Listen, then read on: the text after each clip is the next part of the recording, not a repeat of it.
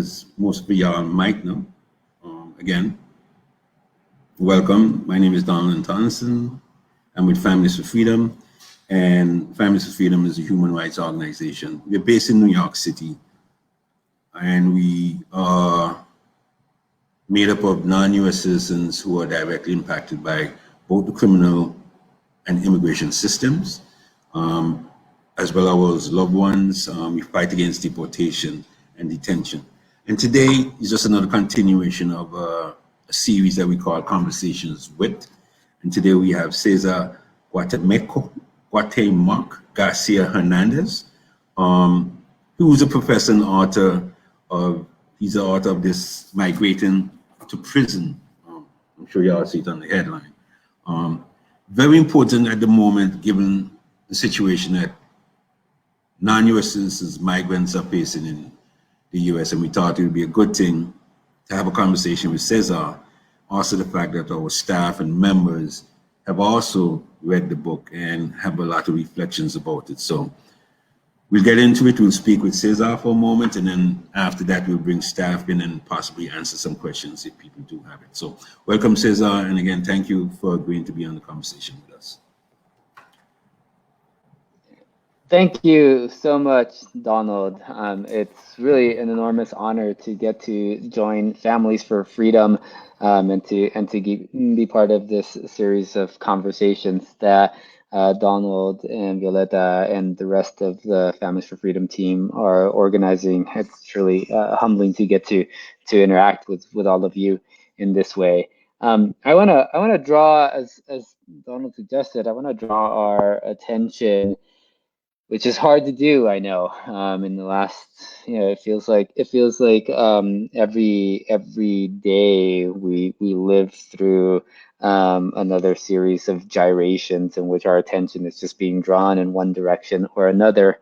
But I want to focus our attention on one critical aspect of the way that immigration law in the United States is policed, and that's specifically the role that confinement has and does play in enforcing immigration law. And to get me started on this explanation, let me first talk a little bit about who it is that is being imprisoned today in facilities around the United States. So we can begin with children. Whether it's a 17-year-old or even a child as young as 17 weeks old. People like Diego Rivera Osorio, who was locked up in Pennsylvania when he was just 3 years old. An immigration judge wrote that Diego had gone from diapers to detention in his young life with no understanding or exposure to life beyond secure communities. There's also women, whether it's women who are traveling alone or mothers who come to the United States with their kids, people like Diego's mother, Wendy, who was held alongside young Diego. It's also people like Wendy Dow, who was pressured into an unwanted surgery while she was detained in Irwin County, Georgia. But it's also men, some who are hoping to support families back home, others who have green cards and decades in the United States. This is people like David Rodriguez, who's a chef at a trendy, or who was a chef at a trendy Houston cafe, who was returning from a beachside honeymoon in Belize a few years ago when an old conviction caught up with him. And back in the summer of 2018, the world was awakening to the sight of the United States of America, separating children from their parents. Meanwhile, there were lawyers and there were activists in McAllen, Texas, the bustling border town in which I was born and raised, that had, in that moment in 2018, been unwillingly thrust into the family separation policy's epicenter. And those lawyers and those activists, those people who would not describe themselves as either, people like my mom, were struggling to keep up with the trauma that was happening in their community.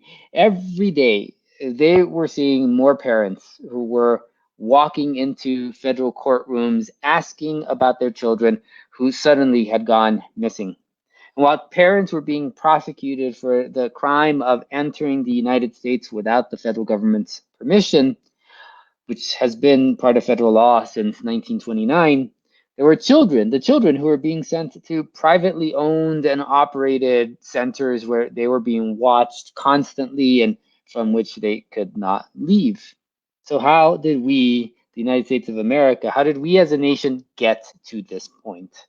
Well, under the blistering scorn of international attention in 2018, in that summer, Secretary of Homeland Security Kirstjen Nielsen, she denied that federal officials were busy separating families. She said that's not happening, but soon even she stopped denying that family separation was real.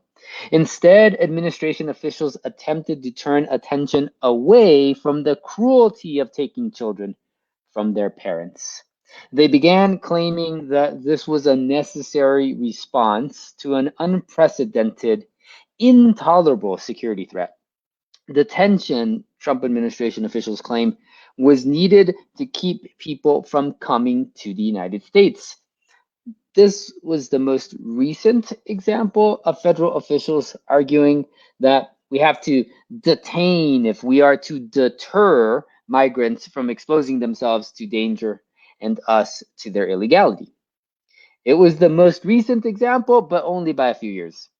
Back in 2014, when President Obama was in the White House, a large number of Central American families, including children, traveling alone, sometimes with parents or other adult relatives, started appearing along the southwest border.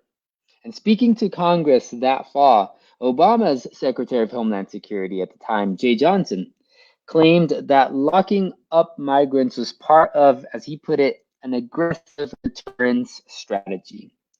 Well, we might believe those claims made by Obama officials and repeated by Trump officials.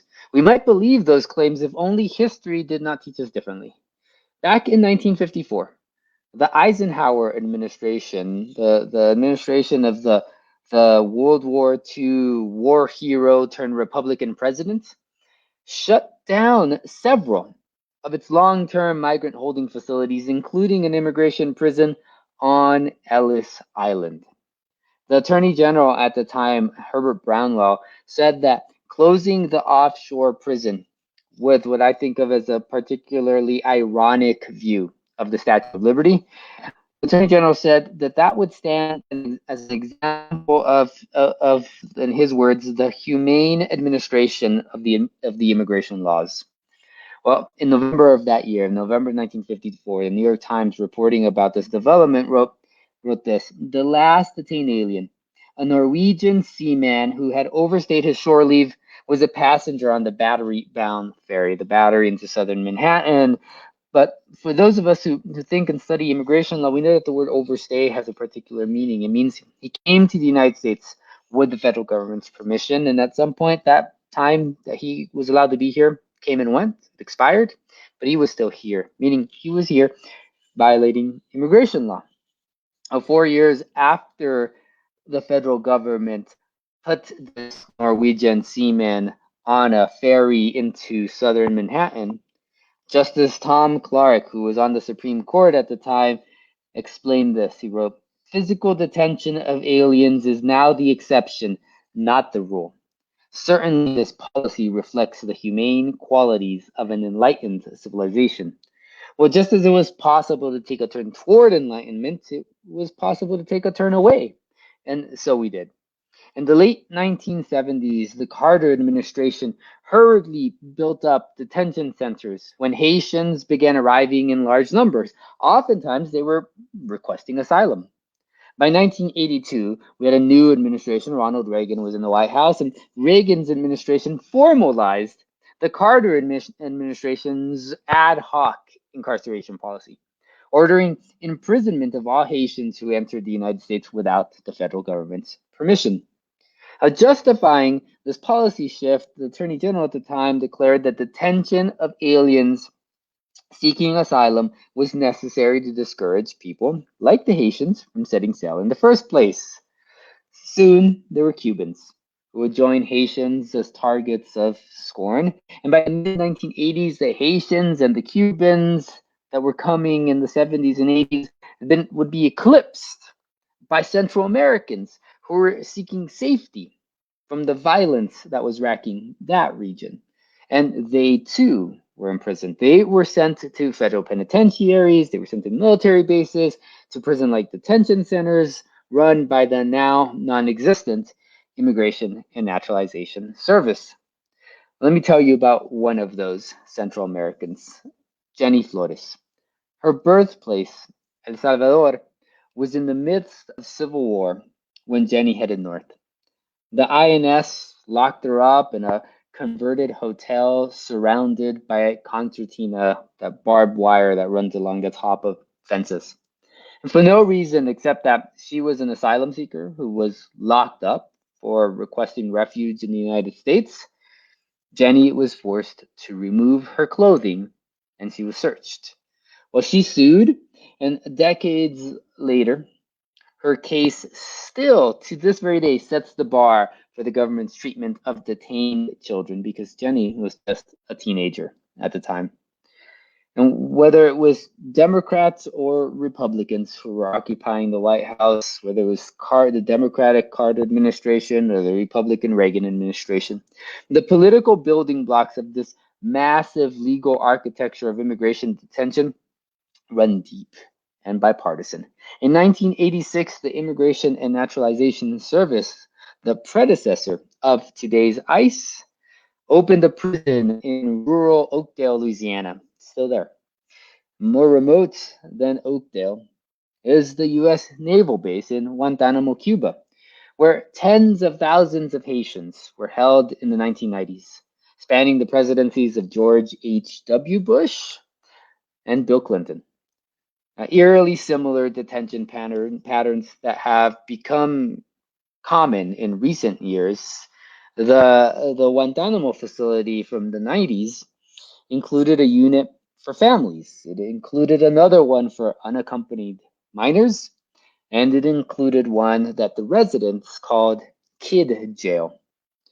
Pitching a law that would have made life even more difficult for migrants in 1995, Chuck Schumer, who at the time was a member of the U.S. House of Representatives, now he's the top Senate Democrat, he said in Congress, he said this. Let me just quote his statement: "Non-citizens do not, and in my judgment should not, have the same rights as citizens." The following year, a Republican-led Congress, acting on that sentiment, approved two bills that dramatically expanded immigration imprisonment. In 1996, Democratic President Bill Clinton signed both. And that brings me to immigration imprisonment's present. Today, immigration prisons are basically everywhere, and they take just about every form. There's an old motel in Tucson, and there's a concrete fortress outside of Seattle, in Tacoma, Washington. Some people are there because they dared to seek safety in the United States. People like Diego and his mother Wendy. In 2018, the Trump administration adopted a practice of criminally prosecuting people who enter the United States without the federal government's permission, even if they intend to ask for asylum. And that's why the world witnessed the United States of America taking children from their parents. Months later, the Federal Department of Health and Human Services would release a report concluding this about the family separation practice. Some children faced trauma when they were unexpectedly separated from a parent. An understatement, clearly, but certainly true. Torn from each other, sometimes they were quite literally taken out of a parent's arms. Child and parent were sent to immigration prisons, different prisons, but closed facilities with round-the-clock surveillance and concertina wire nonetheless. Entering the United States, without the federal government's permission, that's a federal crime. It is also a common feature of asylum seekers. the federal law about asylum applies only to people who are physically present in the United States, but it makes no exclusion of people who enter without authorization. Indeed, on the contrary, it explicitly states that it does not matter whether somebody came to the United States with or without authorization. Indeed, it would make little sense to exclude people came to the United States without the federal government's permission if the goal is to provide safety to the persecuted, which of course is the whole purpose of asylum law. Because persecution, it turned out, sometimes does not make room for carefully and meticulously documented exits. Others are locked in immigration prisons because they flouted governmental requirements about the proper way of arriving here. Usually, this consists of the federal misdemeanor crime of coming to the United States without the federal government's permission. Sometimes it also frequently includes its close cousin, the felony offense of unauthorized reentry, which is basically just coming to the United States without the government's permission after having previously been deported. So it's two main immigration crimes that result in tens of thousands of people who are locked up every year. And then there are other people who are locked up because the government wants to strip them of the permission that they already have to be here. Take Jerry Armijo, a man who I who I write about in Migrating to Prison. Now Jerry was raised in South Texas, not far from where I was born and raised. And we were both born into this poor, overwhelmingly Mexican community. Only I was born north of the Rio Grande River, and Jerry was born on its southern side. I was born a United States citizen, and Jerry was not. Well, after high school, I went off to college, and Jerry joined the United States Army, and he went off to Iraq. So I was being shocked by a different culture when I got to college, and I saw a level of wealth that I never even knew existed. But Jerry was getting shocked in a much more literal fashion by exploding bombs. And one day, as he was patrolling through the desert in Iraq, his tank went over an IED. It went off, and it blasted right through the bottom of the vehicle, and it injured Jerry. And so he got sent back to the United States. He went back to South Texas, where his parents were. And when he got there, he did not get the support that he needed. And so, like lots of people, including lots of veterans, he fell into drugs and eventually into the criminal justice system. And one day, ICE picked him up and they sent him to a nearby immigration prison. Well, during the pandemic, a bad situation has only gotten worse. In the 12 months that ended on September 31, 21 people died inside an ICE immigration prison. That's more people than any year since 2005, at least. Despite that, for ICE, life in the time of COVID has been an effort to operate business as usual. Here's how to give you an example of this. Here's how a federal court just last week described how the ICE officer in charge of deciding how many people could safely be confined inside an ICE prison in California went about his job. The officer of the court said, imagined in his head that every detainee had a sphere around their body that measured 3 feet in every direction. He did not measure any common area, did not measure any cell, did not measure any bed, did not measure any table, did not measure any hallway, and did not measure any other area. So is it a surprise that by October 1st, there were 114 confirmed cases inside that facility alone? Well, this summer, as COVID-19 spread throughout ICE's prison network, the agency's head, the agency's head, rebuffed calls to release migrants, saying, "We are not going to do a jailbreak.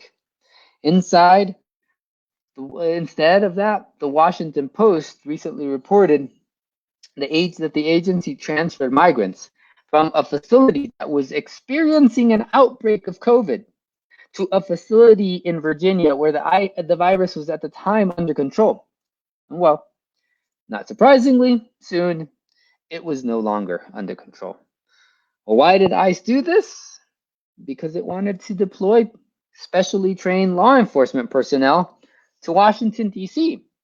to police racial justice activists. Well, immigration imprisonment demonizes and it penalizes.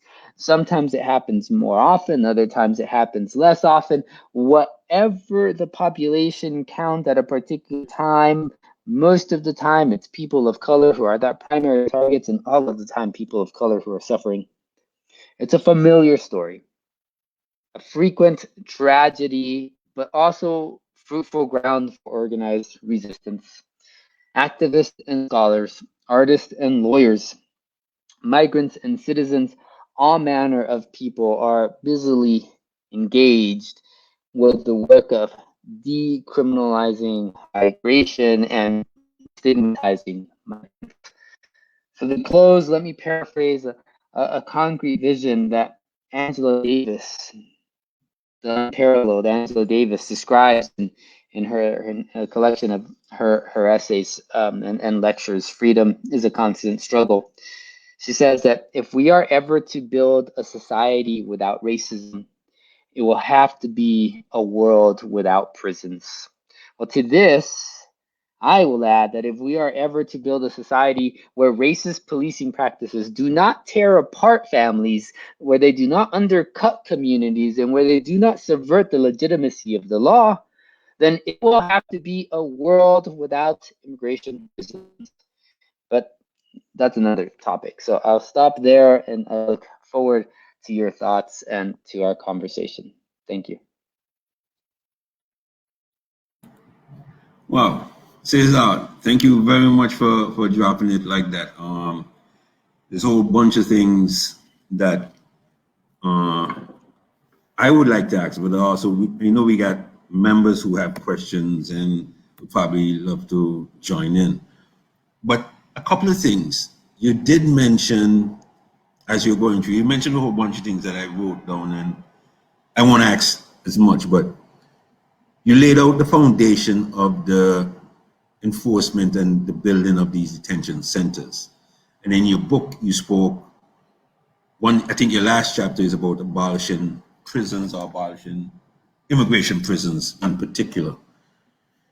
Knowing that you said it is not anything new, it's been built in different ways, all the way from 54, try to abolish it and just keep coming back.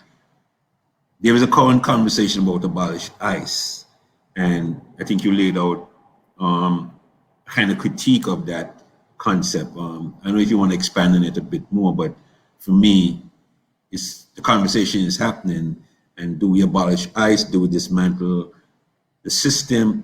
What is it that you see is a viable thing, given the fact that you laid on all that? Thanks so much for that question, Donald. I think the concern or the call to abolish ICE is one that is enormously welcomed. Right? I think the most fundamental aspect of this demand to abolish ICE is to bring more people into a critical conversation about the role that the law and that policing has on communities across the United States, primarily on communities of color. Now, I think when people like Angela Davis say abolish prisons, they mean abolish prisons.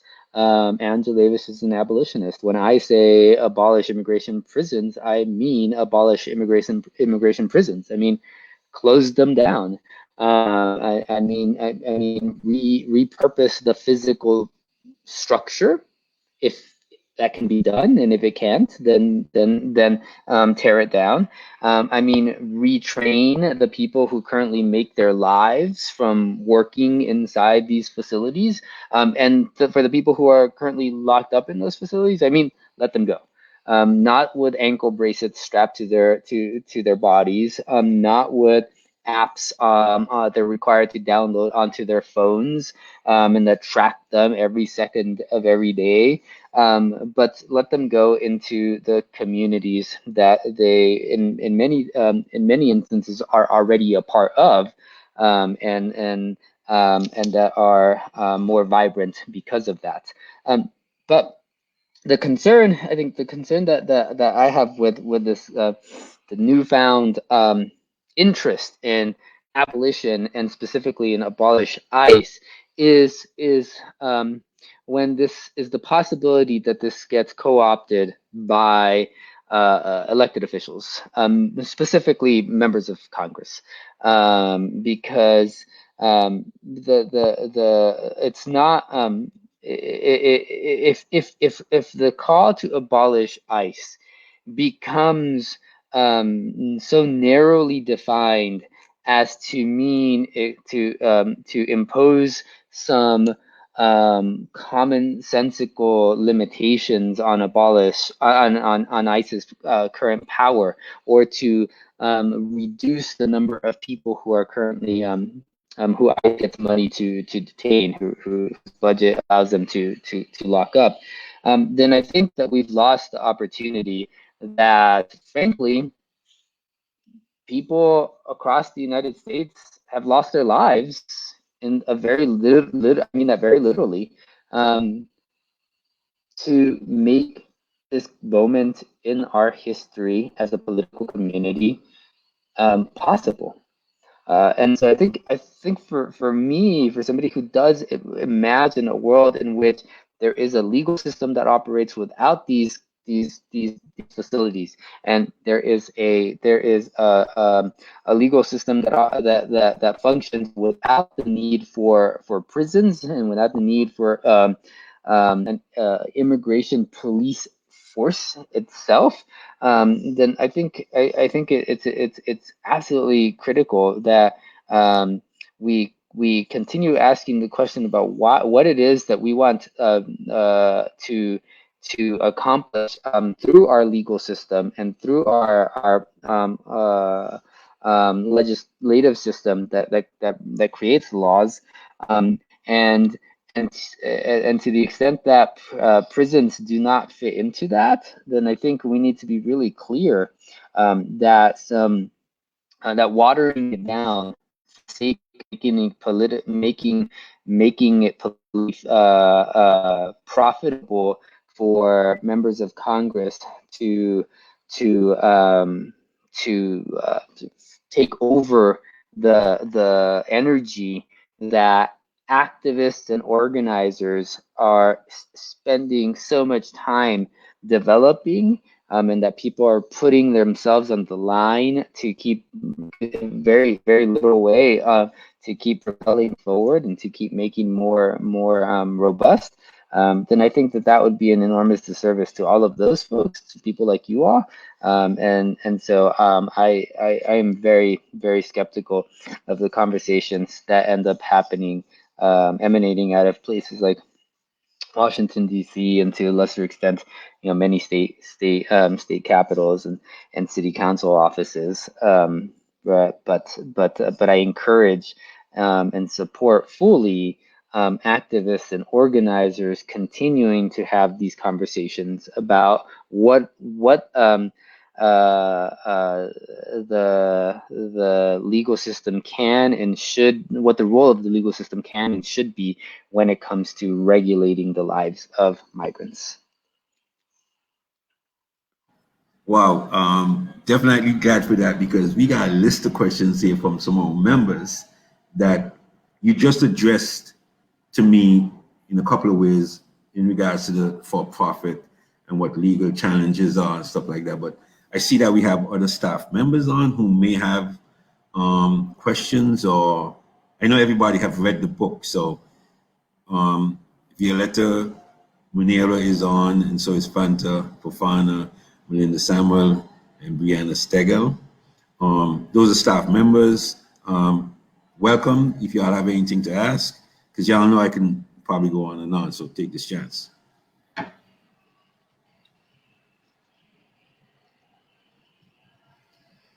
Any questions?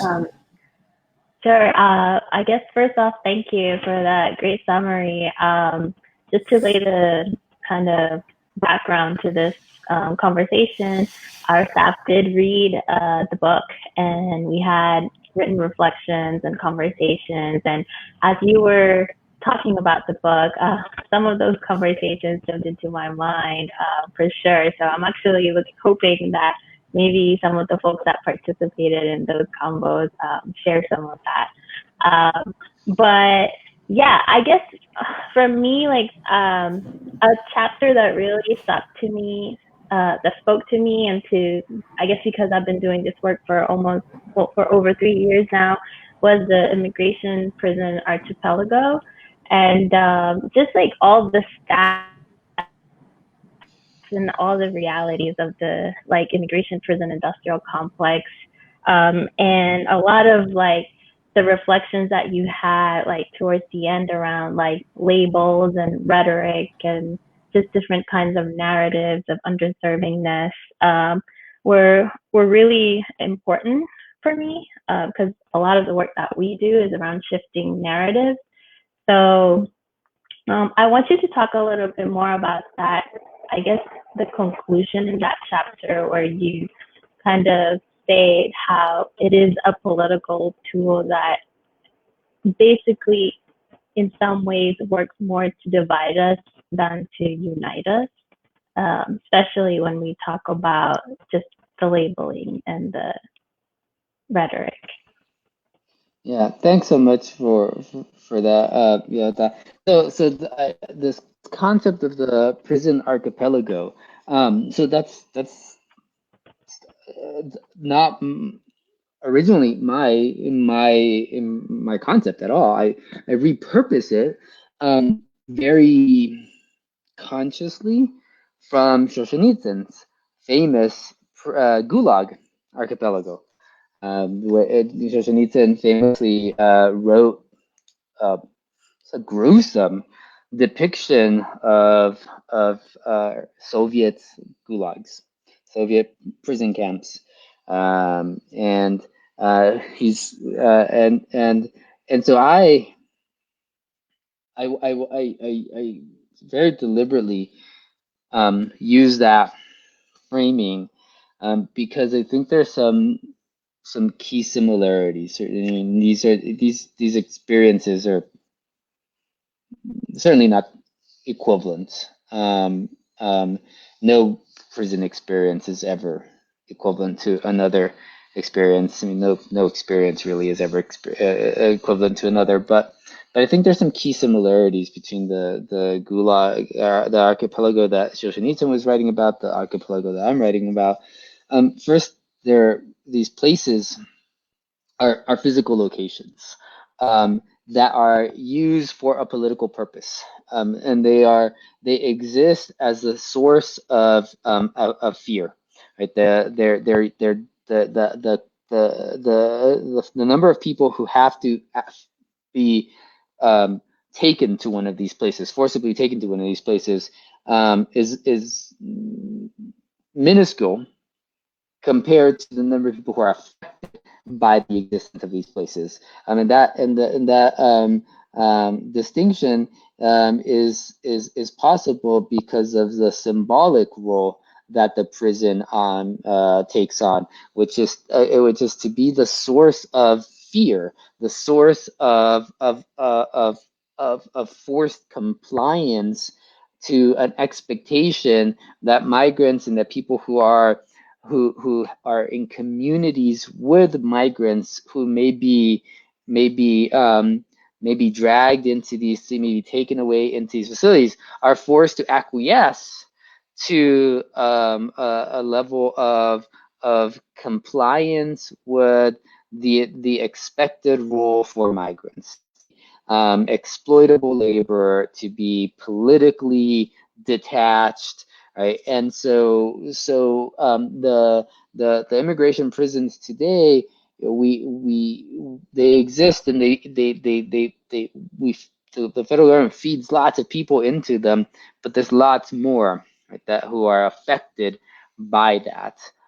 We see this in communities all across the United States, that and in lots of surveys of immigrants or of people who are either immigrants themselves or parts of families or friends with immigrants, who that they express a fear of losing a relative or themselves ending up in one of these facilities.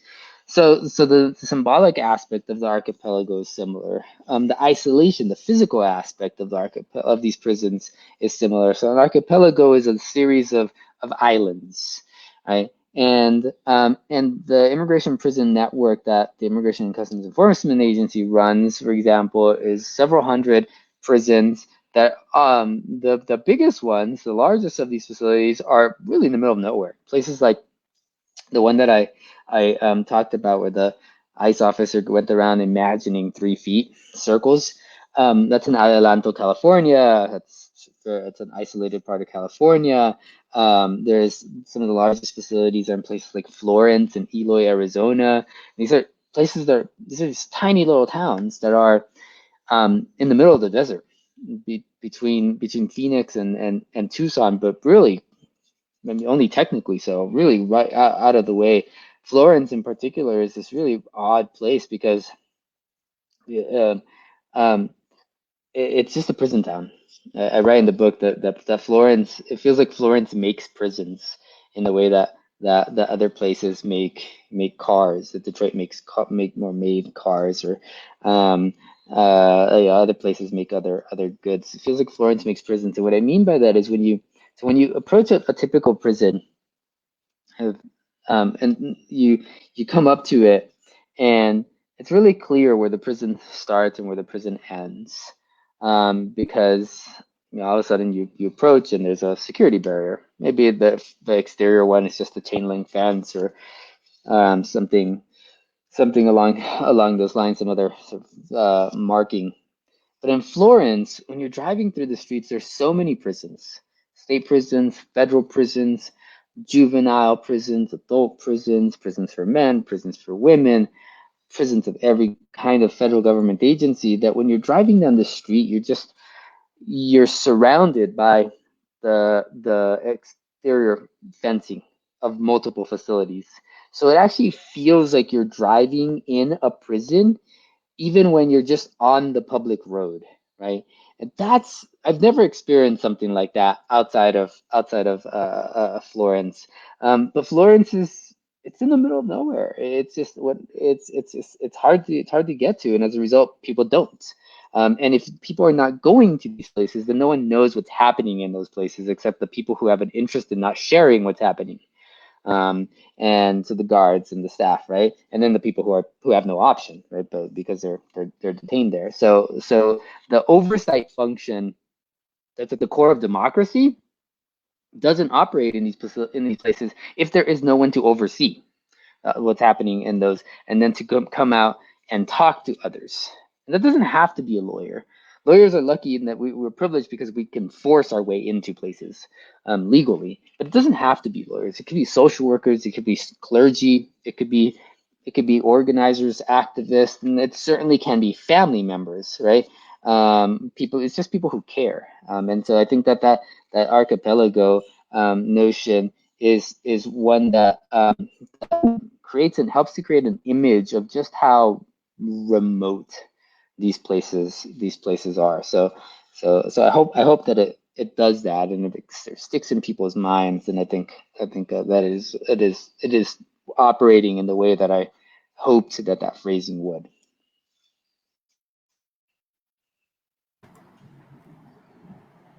Well, definitely, thank you for that in terms of making the connection to the Gulag and the archipelago. Anyone else got anything? All right. Hi, this is Hi. Fanta. I've got Melinda next to me. And well, thank you again for having us. And kind of just going off what the same chapter that Violetta just referenced with the prison archipelago.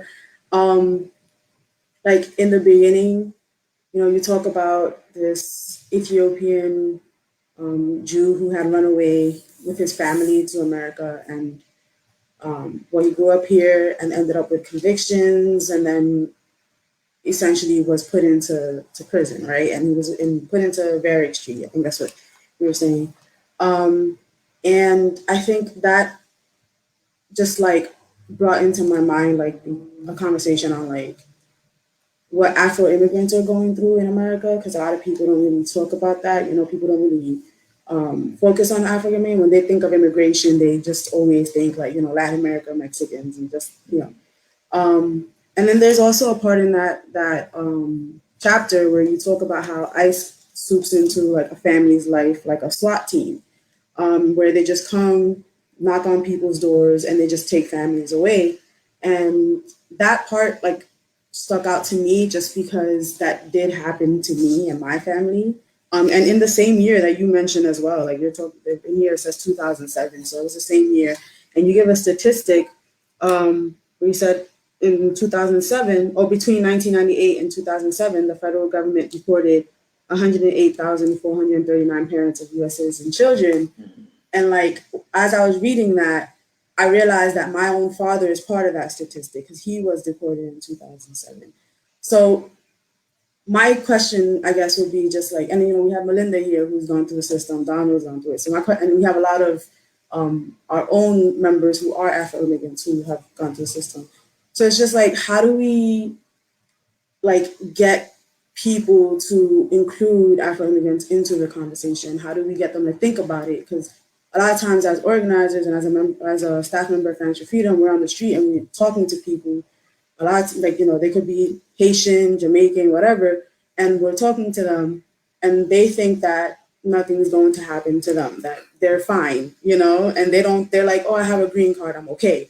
And they don't realize that just because they're, you know, they're Black, like they're targeted just as much or if not more than, you know, like the Latin people, like Mexicans and stuff. So they don't think of themselves as being part of that conversation, and they don't realize that there's a connection between the criminal system and the immigration system, and the criminal system targets Black and brown people. So how do we get people to start to think about it in that frame? And, you know, while we're talking on the street to people, how do we get that narrative out there? Yeah, so thanks so much for that. So when I was just a baby lawyer, I was practicing down in South Texas, and my first client. So I was working in two large prisons that existed down there, and my first clients were primarily Jamaican men who permanent residents, they had green cards, who got picked up in the New York to Boston area, actually down to DC, so like Northeast corridor basically, and it's like that completely threw me off because this is like rural South Texas. I mean, well, I grew up in this place. Like, it was like when I grew up in South Texas, it was like 90% Mexican, right? Like Mexican, not Latino, just Mexican, right? And so having all of these Jamaican men in these facilities, it's like, how the hell did you end up here? And the reality was they were just getting picked up when because of the criminal justice system. They were getting handed over to ICE, right? After conviction, and in places from DC up to Boston, and then ICE would just transfer them. So they're in the middle of nowhere. And they were dealing with racism on the inside, or inside the facility, but they were also just dealing with isolation, like just not being, living literally, thousands of miles away from their families, from their jobs or their friends, and that means that the experience of confinement is that much more intense, because you're by yourself, right? There is no one who is going to come visit you. If it requires getting on an airplane and flying from New York down to Harlingen, Texas, and then renting a car and driving up to Raymondville, Texas, to get a bunch of onion fields. And so that's what would happen. And so you've got these permanent residents. You've got a lot of them come as kids, like children, like little kids. Some would come as teenagers, and so they've been here their whole lives essentially. And how did they end up in immigration problems? Because first they end up in criminal justice system problems.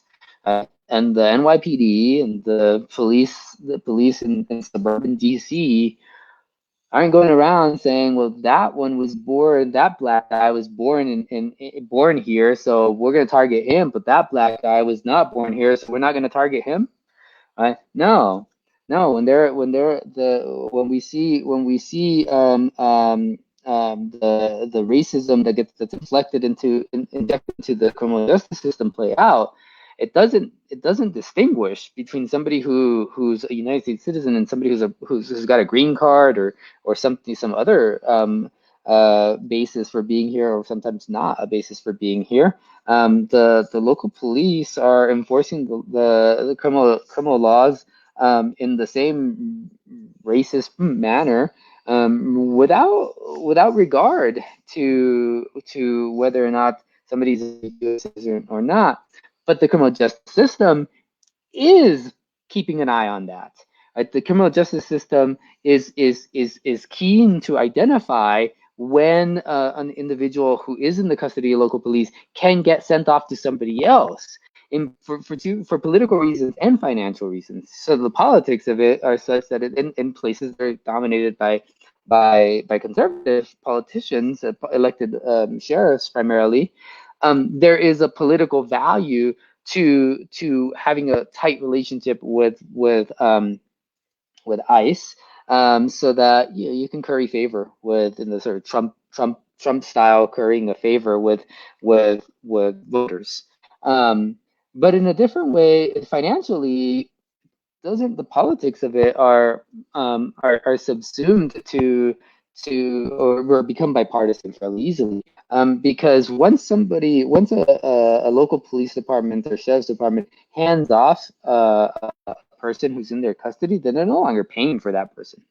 And then the federal government pays for them, and this person is no longer around. So you as an elected official, you can say, look, we're taking a hard line on criminal activity in our communities. This is part of how we can keep the community safe. That's our responsibility as elected officials, and it's not costing us, right? That's like a bonus. And the reality is that the Democrats buy into this time and time again. Not only buy into this, I referenced Chuck Schumer from the mid-90s. I mean, Democrats helped build this, and so those laws that go back, actually, the quote from Schumer was from 1995. I could have gone back to the mid-80s actually, when the war on drugs did not exist, and the Reagan administration was interested in figuring out how to capitalize on racism by white people as an electoral tactic, and they turned to the Nixon era war on crime, so Southern strategy to talk a lot about criminal activity, but specifically with the Reagan administration, innovation was not to talk about crime generally, but to talk about drug crime specifically. But there were a couple of obstacles to that. One was that a lot of drug activity was actually not criminal at the time, and two, a lot of the law enforcement community didn't think that it should be. They thought of drug use as being a health problem, so it should be addressed as a social services issue. Right? We should discourage it, yeah, but we should discourage it through essentially through healthcare, through medical treatment, rather as addiction, right? Rather than through the police. Well, the Reagan administration, not being deterred by this obstacle, decided to change attitudes with money.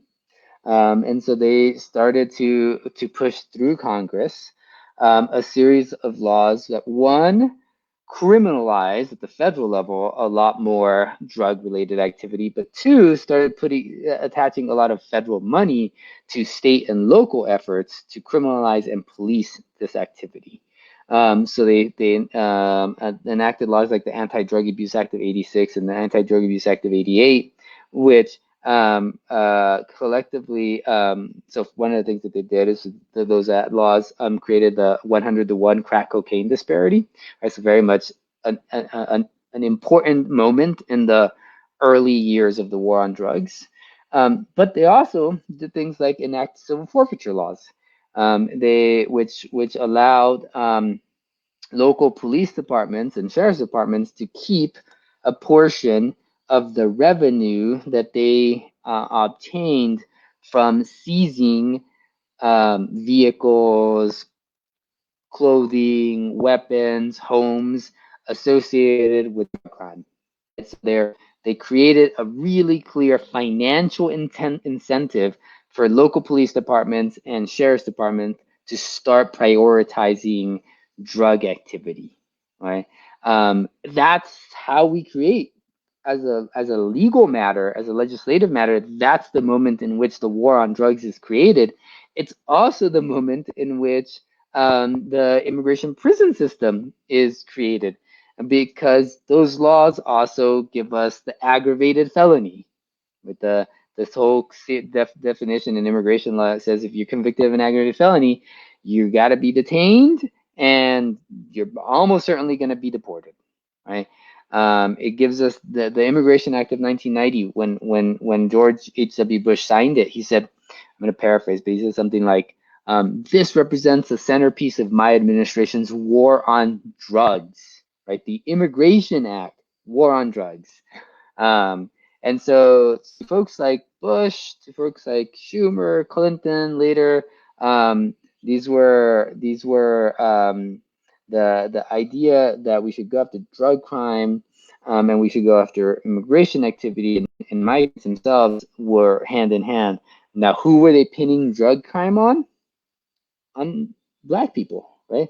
Especially in urban areas. This is the Len Baez example, the Celtics basketball star who collapses and dies, and they pin the blame on cocaine, and so we see that example. We see who is it? Lamar Smith, who was a conservative Republican member of Congress from Texas for decades, who pointed the blame at Jamaicans for bringing drugs to the United States. And so we see numerous examples of this. Sometimes it's Republicans, sometimes it's Democrats, but they're always putting the blame on people of color, with special attention to African Americans and to Black people in the United States, whether or not they were born in the United States, whether or not they're U.S. citizens. And once people get caught up in the criminal justice system, then the pipeline that sends people from the criminal justice system to the immigration law enforcement system these days has become almost seamless. Cesar, thank you for that, for all the stuff so far. I know we're coming close to time, but we're also joined by another member who's also a board chair directly impacted. Welcome, Carla. Time is limited. I know you had a whole bunch of questions. Before you got on, Cesar actually answered quite a few of them. Not direct, but he was on point. But I know you have something to say, so you can get it in. Well, first, I just want to say, thank you for this book. It really gives you a history and, the context to, I've been with Families for Freedom for 12 years, but it really helped me understand a lot of things at a deeper level. So I really appreciate it. And one of the things I was really wondering about is I'm always thinking that we should be trying to identify legal challenges to the 1996 immigration laws. And I'm wondering if you, identify any areas of weakness in the laws that you think are, open to challenge, or any recommendations about that strategy given the way the courts are now. Yeah. There are some options. I don't think you're gonna ever be able to craft a single legal challenge against what are two enormous pieces of legislation: the Illegal Immigration Reform and Immigrant Responsibility Act, IRA, and the Anti-Terrorism and Effective Death Penalty Act, which contains an enormous number of immigration provisions.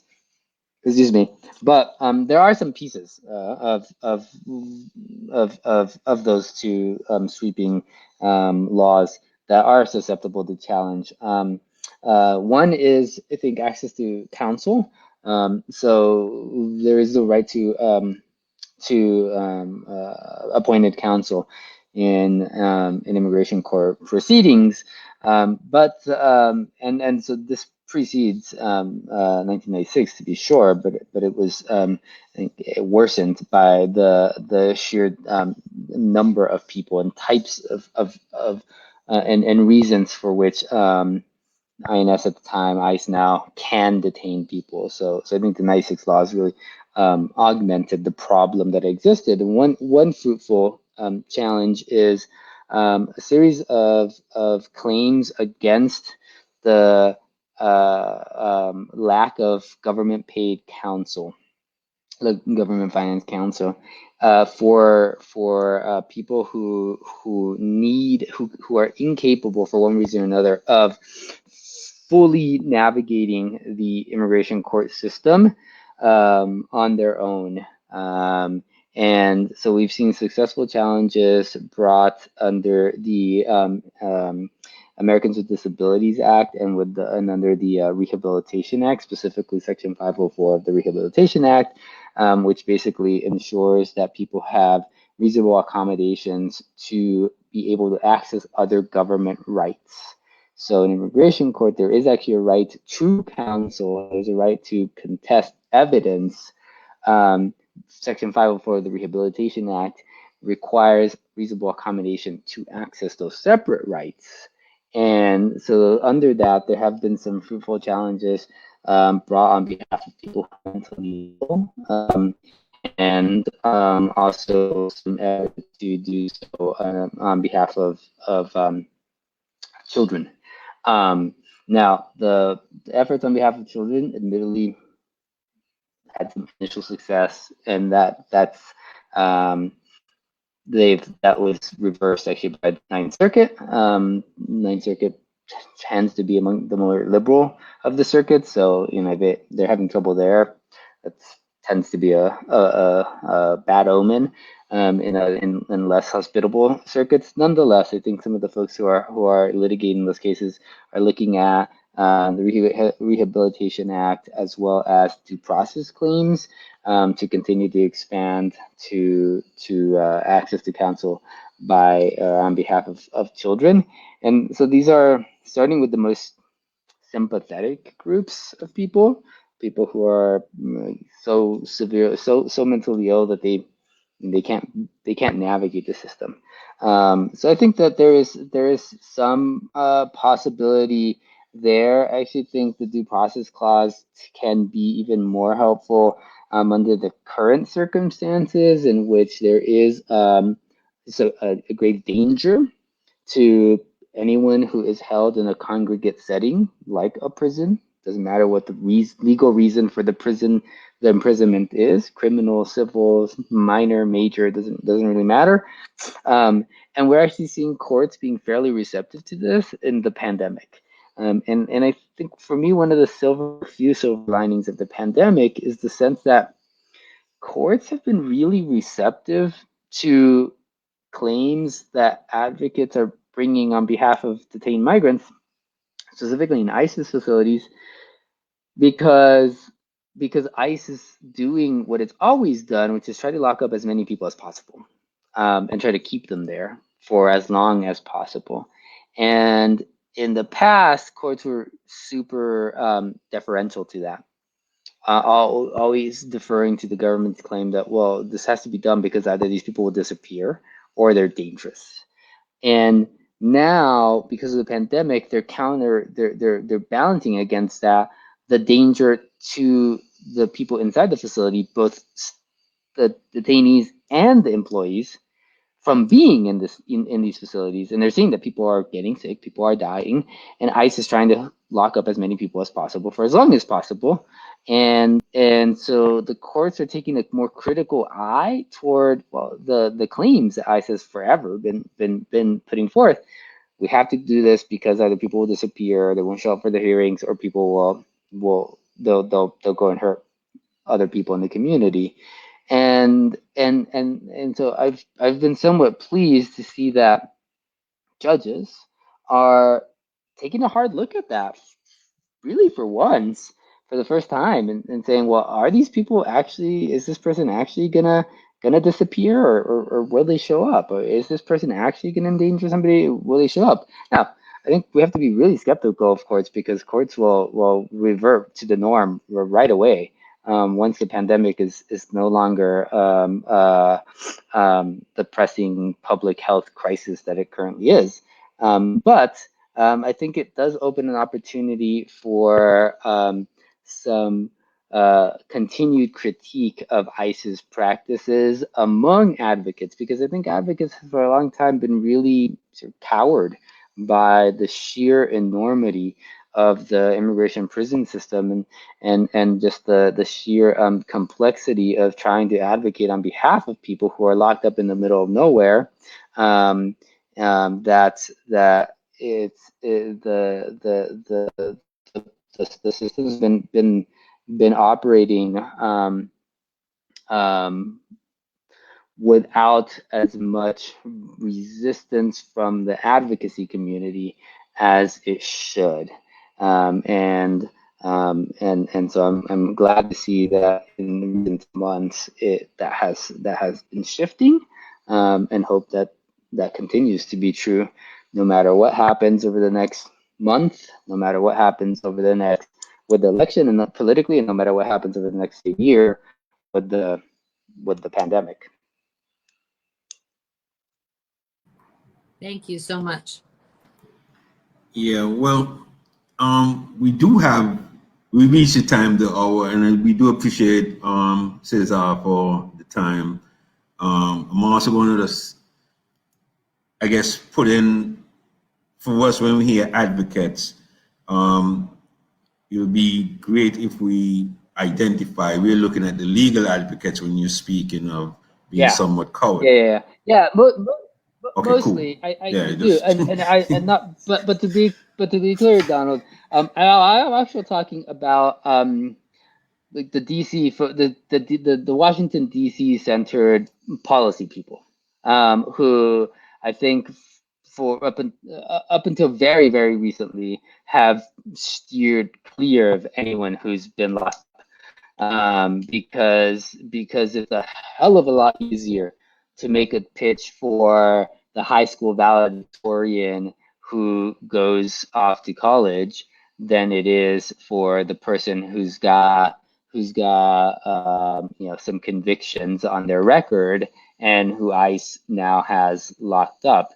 And so I think the political calculation during the Obama administration in particular was, we'll write those people off in favor of trying to get something that's going to help the dreamers.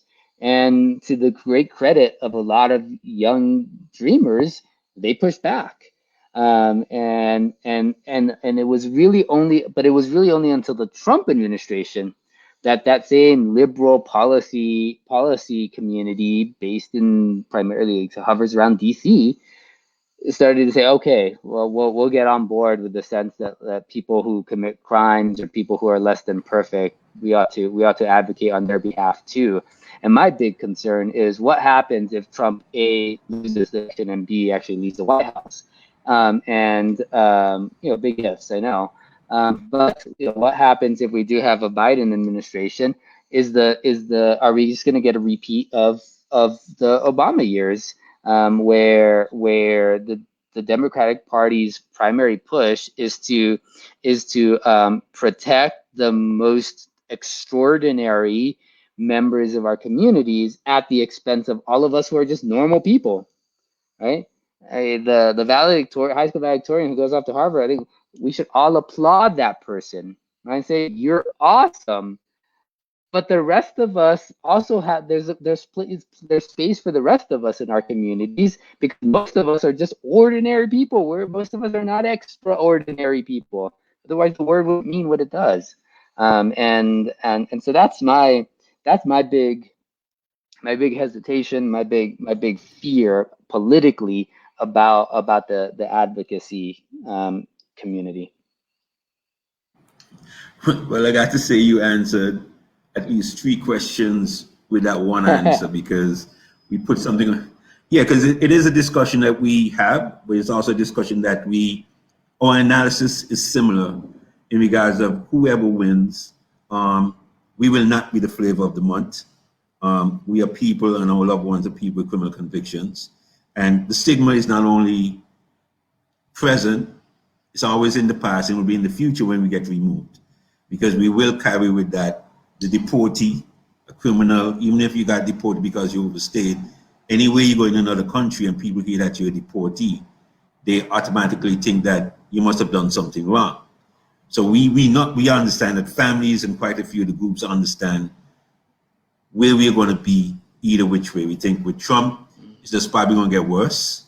So that means you have to buckle down. With the Democrats, we understand, like you pointed out earlier, we have demonstrated against Schumer till so often back in the past that the doorman would come and ask us, what do y'all want today? Do you all want barricades, or y'all just going to stand up here? It was so regular. And a lot of people would have said, and come to us and says, why are you protesting Schumer? But because people do not know the history of both the liberals and the Republicans in the enforcement part, it is mighty important for what you said and what's in the book. And hopefully that information, that knowledge spreads wider. So there isn't this great expectation of a Biden-Harris administration is that we all get free and it's a milk and honey story. But again, I'll give you the last word, but we're also going to wrap up because I think the time is upon us. I see the host. No, he hasn't said anything. So that's a good thing. Yeah, but Cesar, much thanks. I think, give us some closing remarks. And again, we do appreciate it. And to the folks who are watching, check it out, because migrating to prison is what is happening to us, whether or not, like Cesar said in the beginning, a 7-year-old child, a 7-week-old child, a 70-year-old person, we're ending up in those places. So yes, Cesar, you can take it over. Thanks so much for that, Donald. Thanks so much for the opportunity to be here with you all, for the work that you all are doing that I've admired from afar for quite some time. And as we look at the world around us, the topsy-turvy whirlwind world around us that's constantly pulling us in every direction possible, I think sometimes the idea that we have to solidify, anchor ourselves in a vision of a world that is not currently in existence, but that we believe in, because it is the just community that all of us in our small ways are trying to build. It has to be the guiding light. So I'll close by sharing with you one of the lines from one of my favorite lines from a poet named Martín Espada, who says that he writes of a world in which migrants are greeted with trumpets and drums. Well, I too want to see a radically different world, and it doesn't have to come with trumpets and drums, but if that's what it takes, then I'm willing to do that. So thank you all for the time and the opportunity to speak with you. Thank you, Cesar. So that was Cesar García Hernández, the author of Migrating to Prison, And if you can see the bottom line, you can actually get this at bookshop.org, Books Migrating to Prison. Check out the book, and hopefully you join us again for our next conversation. Thank you all. Thank you, Don.